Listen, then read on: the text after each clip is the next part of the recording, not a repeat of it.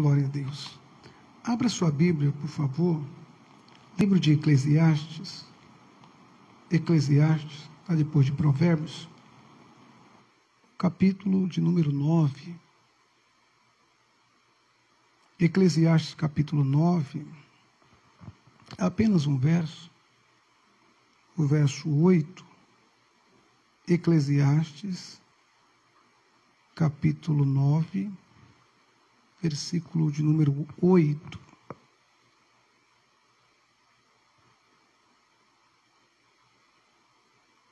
Um texto bem conhecido, porém uma palavra que Deus colocou no meu coração para a sua vida, para a nossa vida nesta noite. Todos acharam? Amém.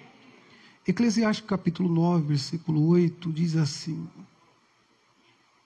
em todo tempo sejam alvas as tuas vestes, e nunca falte o óleo sobre a tua cabeça. Pode tomar o seu assento, em nome de Jesus.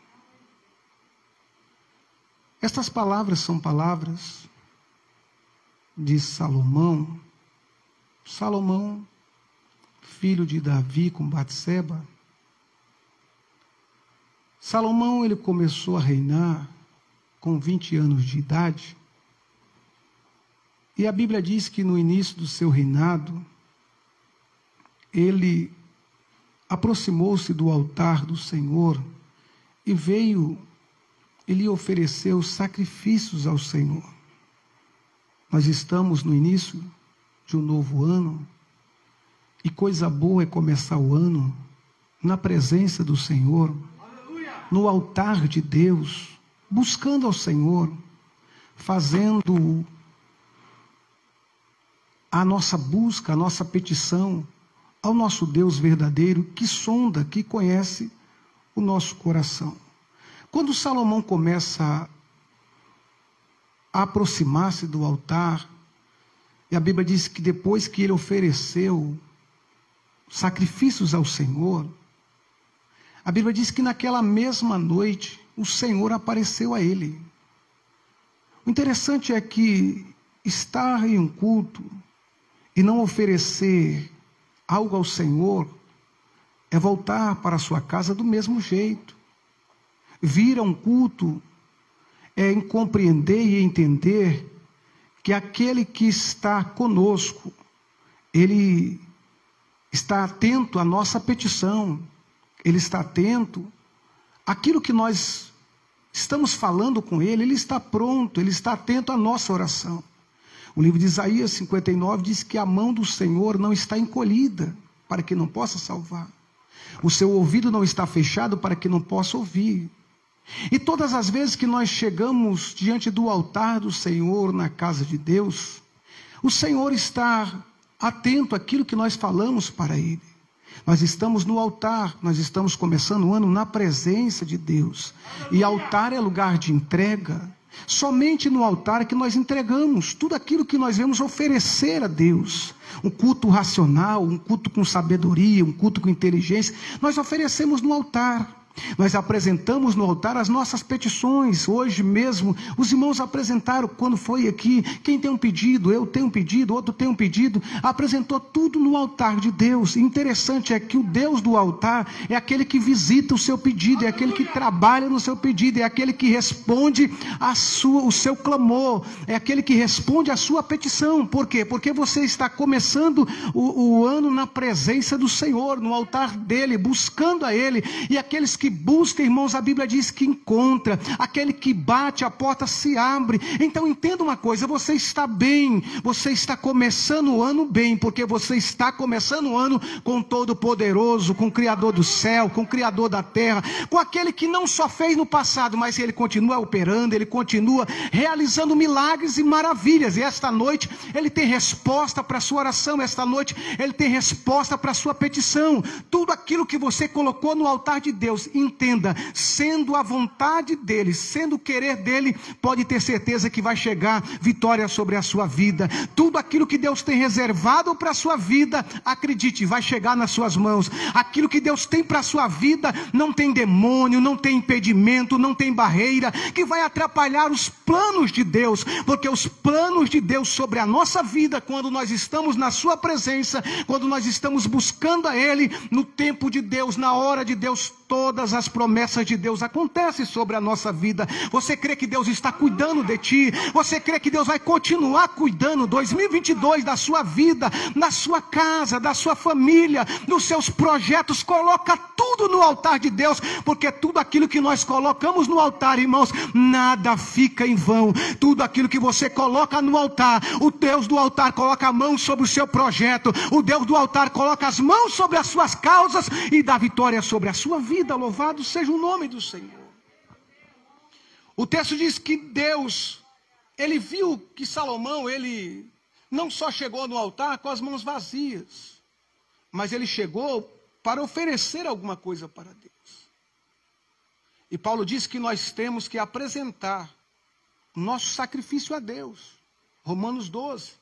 E o nosso sacrifício a Deus é o nosso corpo. É a nossa presença aqui, é o nosso momento de 2 horas, buscando, clamando, invocando e crendo que Ele é o que responde, Ele é o que opera e Ele é o que faz milagres e maravilhas.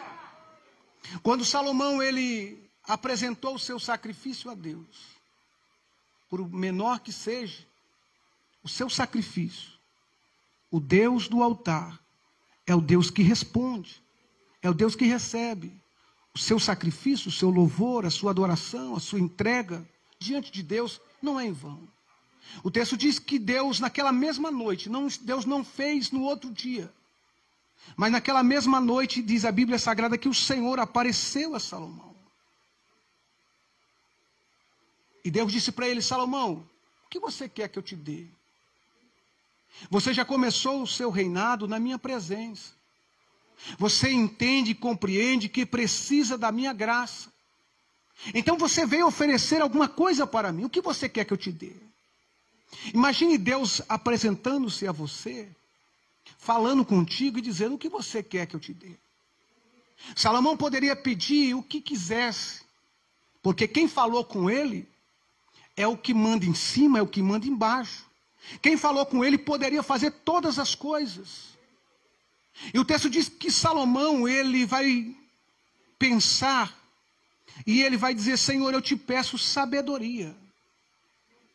Eu te peço conhecimento, para que eu possa sair e entrar perante este povo. Veja aqui, ele disse: eu te peço sabedoria. Eu preciso de sabedoria. Eu preciso de conhecimento, para que eu possa sair e entrar perante o seu povo. Ou seja, o Senhor me colocou no trono, e eu sei a responsabilidade que eu tenho da tua parte. Eu sei que a nação ao qual o Senhor me colocou para reinar é muito grande. E sem a tua sabedoria, eu não irei chegar a lugar algum. Veja que ele está preocupado por conta da responsabilidade que Deus colocou nas suas mãos. E por menor que seja algo que Deus coloca em nossas mãos, temos que compreender que precisamos da sabedoria de Deus para lidarmos com as situações desta vida. Ele disse: eu preciso também de conhecimento, para que eu possa sair e entrar perante o seu povo. Aí Deus disse: como você não pediu a morte dos seus inimigos, como você não pediu riquezas, eu vou te dar tudo isso. Eu vou te dar honra, eu vou te exaltar, Salomão, sobre esta terra. Aleluia! E vocês conhecem, vocês sabem que Salomão foi um homem sábio. Salomão foi um homem admirável. Salomão foi um homem que teve de Deus a graça para reinar. E ele reinou por 40 anos em Jerusalém, em todo Israel. Ele teve um reinado abençoado. No seu reinado, Salomão não teve que pelejar, não teve que guerrear. Mas o reinado de Salomão foi um reinado de paz.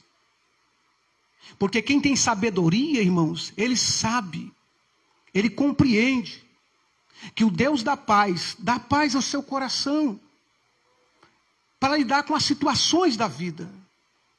Tendo a sabedoria, você vai lidar com situações que vêm para lhe destruir. Mas o seu Deus é grande para lhe dar sabedoria, para você arrumar, para você conseguir contornar situações. E vocês vão ver isso na vida de Salomão. Mas o que me chama a atenção é que Salomão, ele escreveu os 3 dos 66 livros da Bíblia. Ele escreveu 3 dos 66. O livro de Cantares, o Cântico de Cânticos, o livro de Provérbios e o livro de Eclesiastes. Esses 3 livros dos 66 livros da Bíblia foi escrito por Salomão. Quando ele ainda era jovem, ele escreveu o livro de Cantares. Ele estava apaixonado. E ele escreveu o livro de Cantares na sua juventude. Quando ele começou a ter a maturidade, a meia-idade, ele começou e escreveu o livro de Provérbios.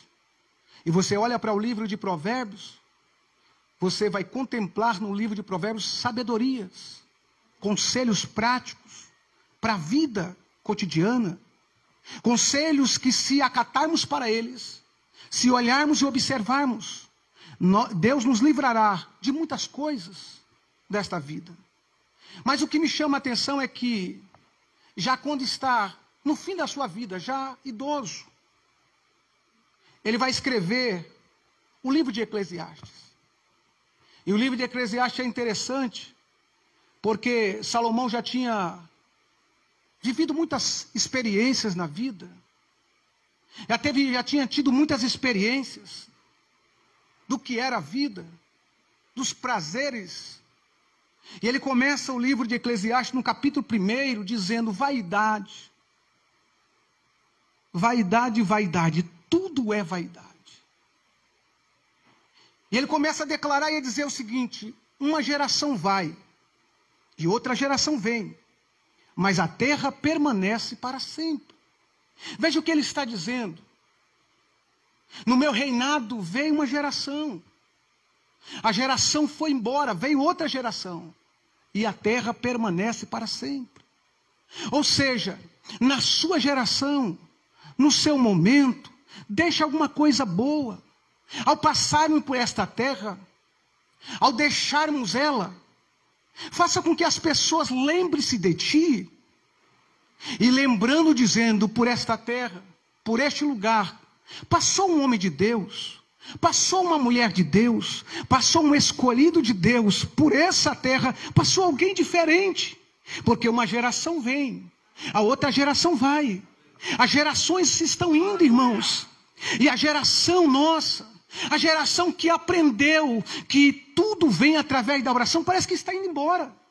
A geração que não se preocupava quando colocava o seu joelho no chão para clamar a Deus, porque ele entendia: após eu orar, Deus vai me responder. Parece que essa geração está indo embora, irmãos. As pessoas dobram o joelho e estão desacreditados. Será que Deus vai fazer? Não creia, Deus vai fazer. Será que Deus vai salvar? Creia, Deus vai salvar a sua família. Será que Deus vai libertar? Creia, o Senhor vai libertar a sua casa, vai libertar a sua família. Louvado seja o nome do Senhor. Faça parte da geração que clama, faça parte da geração que adore, faça parte da oração que clama ao Deus dos céus, faça parte da geração daqueles que Jeremias diz, que Deus disse para Jeremias: Jeremias, o segredo para tudo na vida é clamar. Se você clamar, eu estou aqui, mas eu vou te ouvir, eu vou te responder. É interessante que Deus não só ouve, Deus responde. Aquilo que você falou hoje em secreto e não abriu a boca para falar, Deus entendeu o que você falou somente em pensamento,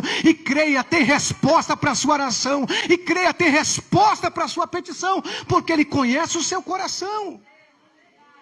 A geração em que nós vivemos, irmãos, é a geração que as pessoas querem terceirizar a oração. O normal é a gente orar e pedir. A Bíblia diz que se tiver algum problema, é comunicar com o santo nas nossas necessidades. Mas o que acontece nesta geração é que as pessoas não oram. Dizem, olha, vai para a igreja? Vai, vou. Ora lá por mim lá. Ora lá. Ah, eu não tenho força para orar. Eu não tenho força para orar. E você tem força para orar, irmãos. E Deus não se preocupa com oração bem feitada. Deus não se preocupa com oração falada nas palavras, tudo certinho.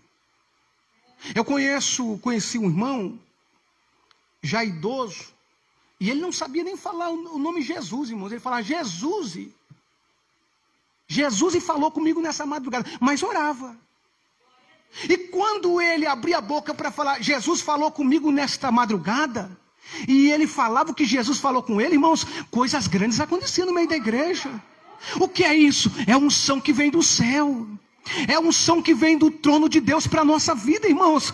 O nosso Deus é aquele que está atento à nossa oração. Ele está pronto para ouvir o que você está falando. Ele está pronto para atender o que você está pedindo para Ele. Louvado seja o nome do Senhor.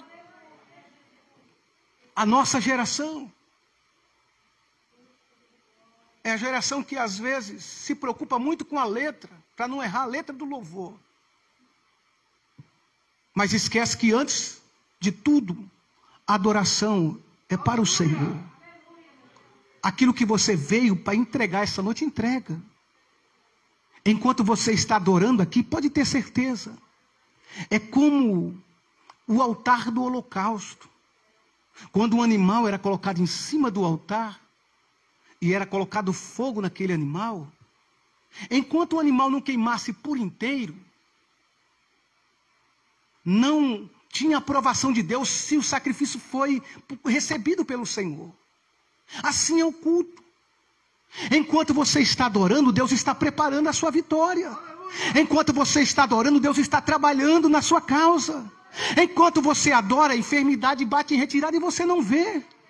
A porta se abre, o nome do Senhor é glorificado. Enquanto você está aqui, é o teu holocausto, é o teu sacrifício que está no altar. E antes da bênção apostólica tem milagre de Deus chegando para a sua vida. O altar, o sacrifício tem que ser queimado por inteiro. Entenda uma coisa, enquanto não vir a bênção apostólica, tem bênção, irmãos, de Deus que vem na nossa vida através da bênção apostólica. Como é que começa a bênção apostólica? A graça do Senhor Jesus, a graça está na sua vida, o amor de Deus está na sua vida, a comunhão do Espírito Santo também está na sua vida. E se está na sua vida, se você tem a graça, se você tem o amor de Deus, se você tem a comunhão do Espírito, meu irmão, você tem tudo na sua vida. Você é mais do que vencedor. Você vai vencer esta luta, você vai vencer esta provação, e o nome do Senhor vai ser glorificado, vai ser exaltado, vai ser engrandecido. Uma geração vai, outra geração vem, mas a terra permanece para sempre. Marque a sua geração, marque o seu momento, como um homem de Deus, como mulher de Deus. Capítulo 1. O capítulo de número 2, Salomão vai falar sobre os prazeres da vida. Ele vai falar sobre os prazeres da vida. E se ele vivenciou, Salomão está falando daquilo que ele vivenciou, os prazeres. Já no capítulo 3, Salomão, ele vai falar sobre o tempo, porque ele aprendeu com o tempo. E tem coisas, irmãos, que a gente não comete hoje, porque nós aprendemos lá atrás. Existem situações que a gente compreende e entende que isso serviu de lição para a nossa vida. E Salomão falando sobre o tempo, ele disse, tudo tem o seu tempo determinado. Tudo tem o seu tempo determinado. E há tempo para todo propósito debaixo do céu.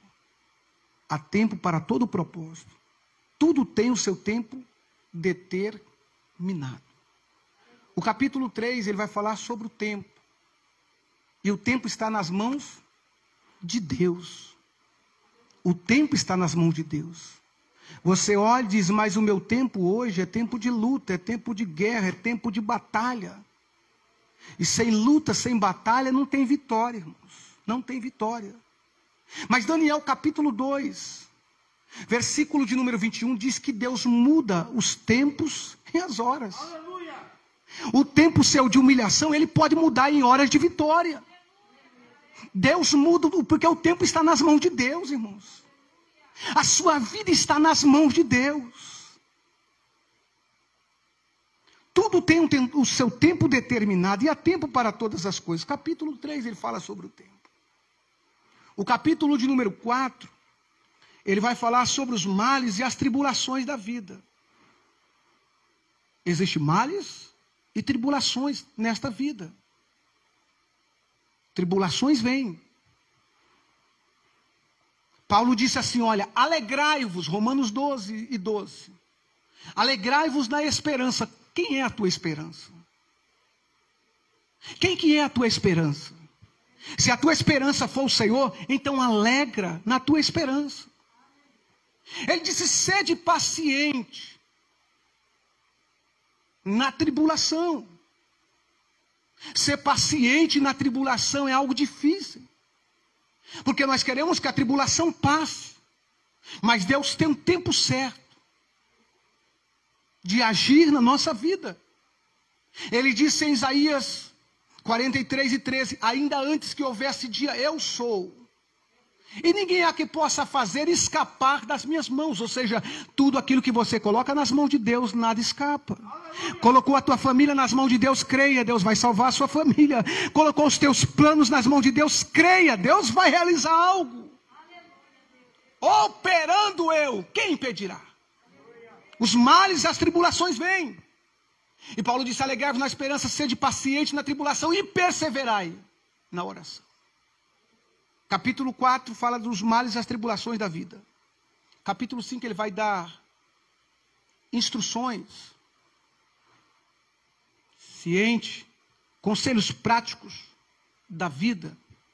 Ele vai dizer, guarda o teu pé quando entrares na casa de Deus. Esse guardar o pé aqui é compreender que aqui é um lugar sagrado, um lugar de comunhão, um lugar de milagres, um lugar de resposta, um lugar onde Deus se manifesta para falar conosco. Ele disse, guarda o teu pé quando entrares na casa do Senhor. Quando entrares na casa do Senhor, guarda o teu pé. Fique atento, porque, irmãos, em um culto, Deus fala desde o começo. Algumas pessoas disseram, hoje eu fui no culto, mas eu não ouvi a voz de Deus. Às vezes você não ouviu porque você não ficou atento. Porque em um louvor Deus está falando, em uma mensagem de um louvor Deus está falando. Em um testemunho Deus está falando. Em uma leitura feita Deus está falando. Deus, o prazer do Senhor é de falar com o seu povo. E Jesus disse, quem tem ouvidos, Apocalipse 3:13 diz, ouça o que o Espírito diz às igrejas. O Espírito está pronto falando. O guardar aqui é fique atento. Fique atento naquilo que você está fazendo na casa do Senhor. Depois ele vai falar sobre voto. Que se alguém fizer um voto a Deus, não tarde em cumpri-lo. Porque Deus não se agrada de tolo. Às vezes na virada do ano as pessoas na emoção dizem, esse ano aqui eu vou evangelizar, eu vou tirar 30 dias para evangelizar, eu vou fazer isso, eu vou jejuar 20 dias, eu vou fazer isso, vou fazer aquilo outro. Eu prometo, Senhor, eu faço um voto contigo, se o Senhor me abençoar com essa vitória, eu vou fazer isso, vou fazer aquilo. E Deus está só anotando tudo aquilo que a gente fala. E tem coisas, irmãos, que a gente entende, compreende, existe coisas que a gente sabe que a gente não vai fazer. E se falar que vai fazer, tem que fazer. Votos que você faz com Deus, cumpra. Ana fez um voto. Se o Senhor me der um filho, e for menino, eu vou levar o templo, e ele vai ficar no templo. Deus ouviu e respondeu, e lhe deu um filho. E a Bíblia diz que ela, depois que o menino se desmamou, ela entregou, levou o menino ao templo, cumpriu o seu voto. E por cumprir o seu voto, a Bíblia diz que Deus vai dar a ela, para aquela que era estéril, mais 5 filhos. Olha que interessante, quando você cumpre aquilo que você fala com Deus, o que chega na sua vida, irmãos, é coisas grandes. O que Deus tem reservado para a sua vida é coisas grandes. Capítulo 5 vai falar sobre os conselhos práticos. Capítulo 6, ele vai falar sobre os bens que Deus dá. Vai falar sobre a satisfação da alma, da alegria, de conquistar aquilo que Deus prometeu. Já no capítulo 7, ele vai falar sobre as vantagens do sofrimento. Você sabia que sofrimento também traz vantagens? Leia o capítulo 7 depois. O capítulo 8, ele vai falar sobre a obediência. A obediência devida ao rei. Toda obediência devida ao rei. O rei deve ser honrado. O rei deve ser obedecido. Já no capítulo de número 9, ele vai falar sobre duas coisas aqui. E em poucos minutos eu resumo as duas coisas. Ele diz assim, olha, em todo tempo, sejam alvas as tuas vestes. Veja o que ele está dizendo. Em todo tempo, sejam alvas as tuas vestes. Isaías diz que nós fomos vestidos com vestes de salvação. Quando você levanta a sua mão para o Senhor, Ele te veste com veste de salvação. Agora você é um salvo na pessoa de Jesus Cristo. E sendo salvo, tendo veste de salvação, as suas vestes devem estar sempre brancas. Porque a igreja, irmãos, é a noiva. E Cristo é o noivo. E o casamento esperado está para acontecer. Jesus, ele vem buscar a sua noiva. Você crê ainda nisso? Acredita que Jesus ainda vai voltar para buscar a sua igreja? Mas o interessante é que nesta vida, nós temos um inimigo chamado Satanás, antiga serpente, diabo, acusador. E esse inimigo, ele luta de todas as maneiras. De todas as maneiras ele luta para manchar as nossas vestes. E quando ele consegue, ele começa a acusar e a dizer, está vendo? Você fez isso. Você fez aquilo outro. Você não é digno de estar na casa de Deus.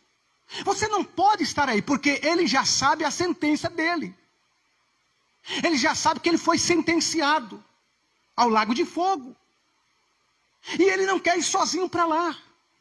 Ele quer levar alguém com ele. Então ele luta de todas as maneiras para manchar as nossas vestes. Para nos tirar do foco. Para nos tirar do alvo. O nosso alvo é Cristo. O escritor aos Hebreus diz que nós devemos deixar de lado todo embaraço que de perto nos rodeia. E devemos correr até a presença do Senhor. Devemos estar sempre na presença do Senhor. Mas o pecado, irmãos, mancha as nossas vestes. O pecado, diz a Bíblia, que nos separa de Deus. E quando às vezes o adversário consegue manchar as nossas vestes, ele começa a acusar. É diferente do Espírito Santo. Quando nós erramos, o Espírito Santo, ele nos adverte. Olha, o caminho que você está andando é um caminho que não tem jeito. Olha, volta para o caminho certo. Volte a buscar, volte a orar, volte. Mas o adversário não. Você é indigno de estar na presença de Deus. E quantas pessoas, você já ouviu, pessoas falam assim, eu não mereço mais nada. Eu não mereço. Eu fiz isso, eu fiz aquilo outro. Mas João disse assim, olha, o sangue, filhinho, essas coisas vos digo, para que não pequeis. Mas se pecar, tem um advogado para com o Pai, Jesus Cristo justo. Jesus, hoje, irmãos, ele é o nosso advogado. Hoje ele vem para nos defender, mas vai chegar um dia que ele não será mais advogado, ele será juiz. E juiz, ele julga. E hoje nós temos o Senhor como nosso advogado. Mas João disse assim, olha, filhinho, não pequeis, mas se pecar, você tem um advogado. Nós temos ainda um advogado. Se você desistir, o adversário consegue te aproximar dele. Mas se você perseverar, as tuas vestes vai estar branca na presença do Senhor. Aleluia. E o que me chama a atenção é que está escrito assim na palavra do Senhor nosso Deus, em Apocalipse 22. Jesus disse assim, olha, verso 7, eis que presto venho, ou que cedo venho. Bem-aventurado aquele que guarda as palavras da profecia deste livro. Aqueles que guardam a palavra da profecia deste livro. E ele vai falar no verso de número 12, eis que cedo venho, e o meu galardão está comigo, para dar a cada um segundo a sua obra. Verso 14, verso 13 diz, eu sou o alfa, o ômega, o princípio e o fim. E o primeiro e o derradeiro. Verso 14, bem-aventurados aqueles que lavam as suas vestes, suas vestiduras no sangue do Cordeiro, para que tenham direito à árvore da vida e que possam entrar na cidade pelas portas. Entrar no céu não entra pela janela, irmãos, só pela porta. Aleluia! E a porta é estreita. Mas o que me chama a atenção é que ele disse, olha, bem-aventurados aqueles que lavam, não lavaram. Porque enquanto estivermos aqui, nós somos sujeitos a falhas e erros. E todos os dias devemos lavar as nossas vestimentas ou a nossa veste espiritual no sangue do Cordeiro. No sangue do Cordeiro. Devemos lavar. Em todo tempo sejam alvas as tuas vestes. Primeiro conselho. E o segundo aqui que ele fala, e nunca falte o óleo sobre a tua cabeça. Óleo sobre a tua cabeça. Tem ovelha aqui, irmãos? Tem ovelha de Jesus aqui? As ovelhas, quando estavam no pasto, viam os mosquitos e começava a deixar a ovelha perturbada. E alguns colocavam bicheira no ouvido das ovelhas. E percebendo o pastor, que as ovelhas, que os bichos, que os insetos estavam vindo, e deixava a ovelha agitada, com os mosquitos sobre a sua cabeça. Aí vinha o pastor, pegava o azeite e derramava na cabeça da ovelha. E o azeite, quando estava na cabeça das ovelhas, os insetos fugiam. Assim é a vida do crente, irmãos. Enquanto você tiver azeite na sua cabeça, a sua mente estará protegida por Deus. O diabo pode até falar no seu ouvido, você é um derrotado. Você não vai conseguir, não adianta servir a Deus. Mas você entende, eu tenho um azeite na minha cabeça. Eu tenho uma unção de Deus na minha vida.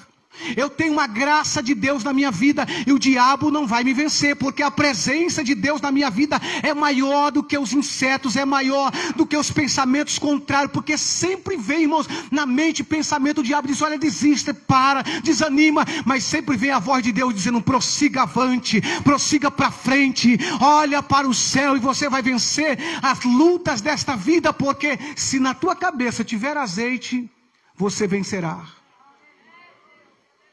Tem vencedores aqui? Agora o interessante é que o azeite, ele servia para algumas utilidades.